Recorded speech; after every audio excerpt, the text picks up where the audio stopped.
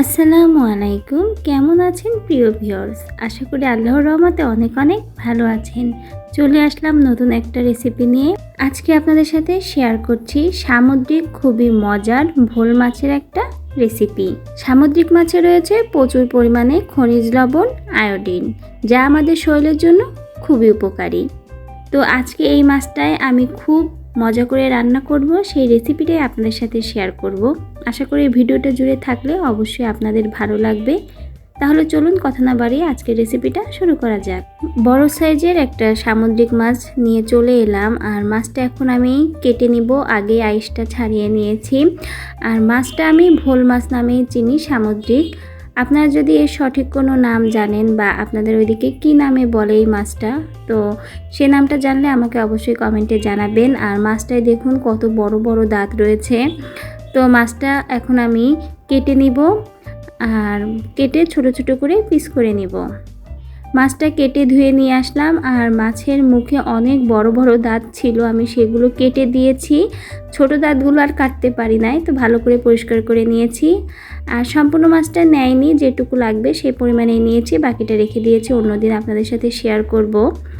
আর এখন মাছে আমি মশলা মেখে নিব। দিয়েছি আদা বাটা, পেঁয়াজ রসুন একসাথে ব্লেন্ড করে বেটে দিয়েছি, স্বাদ মতো লবণ, হলুদ গুঁড়া, শুকনো ঝালের গুঁড়া, ধনিয়া গুঁড়া, জিরা গুঁড়া, সকল মশলাগুলো এখন আমি ভালো করে মাছের গায়ে হাতে মেখে নিব।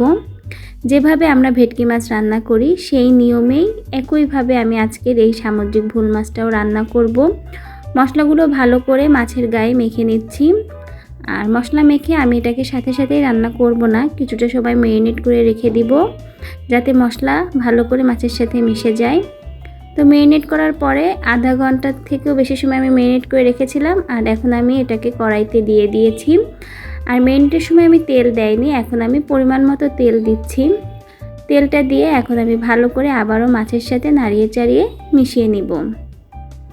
সামুদ্রিক মাছে কিন্তু প্রচুর পরিমাণে খনিজ লবণ, আয়োডিন রয়েছে, যা আমাদের শরীরের জন্য খুবই খুবই উপকারী। তো কম বেশি সবাই চেষ্টা করব সামুদ্রিক মাছটা খাওয়ার।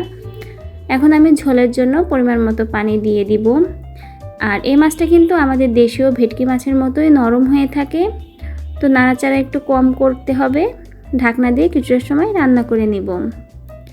ঢাকনা উঠিয়ে নিচ্ছি, দেখি কি অবস্থা। তো অনেকটাই জাল উঠে গেছে। আর মাঝে মধ্যে একটু এইভাবে নাড়িয়ে চাড়িয়ে দিবেন। কাঠি না ব্যবহার করে এভাবে নাড়িয়ে চাড়িয়ে দিলে মাছগুলো আর ভেঙে যাবে না, মাছটা অনেক নরম হয়ে থাকে। স্বাদ অনুযায়ী রান্নার মাঝে ঝাল লবণটা চেক করে নিব। অনেকের কাছেই মনে হয় সামুদ্রিক মাছ থেকে কিছুটা আষ্টে গন্ধ আসে, সেক্ষেত্রে আপনারা রান্নার পরে জিরে ভেজে উপর থেকে দিয়ে দিতে পারেন।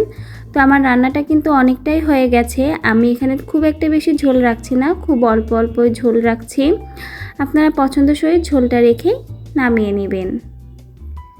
তৈরি হয়ে গেল আমার সামুদ্রিক ভোলা মাছের খুবই মজার একটা রেসিপি। এই রকম রেসিপি গরম গরম ভাতের সাথে খেতে জাস্ট অসাধারণ লাগে। যারা সামুদ্রিক মাছ পছন্দ করেন, আশা করি তাদের কাছে আজকের রেসিপিটা ভালো লেগেছে। ভিডিওটা দেখার মাঝে লাইক না করে থাকলে অবশ্যই লাইক করে দিবেন। চ্যানেলে নতুন হলে সাবস্ক্রাইব করবেন। পুরাতন বন্ধুদেরকে অসংখ্য অসংখ্য ধন্যবাদ পাশে থাকার জন্য। ফেসবুক পেজ থেকে দেখলে অবশ্যই ভিডিওটাই ফলো করে দিবেন। আজকের ভিডিও এখানেই শেষ করছি। আল্লাহ হাফেজ।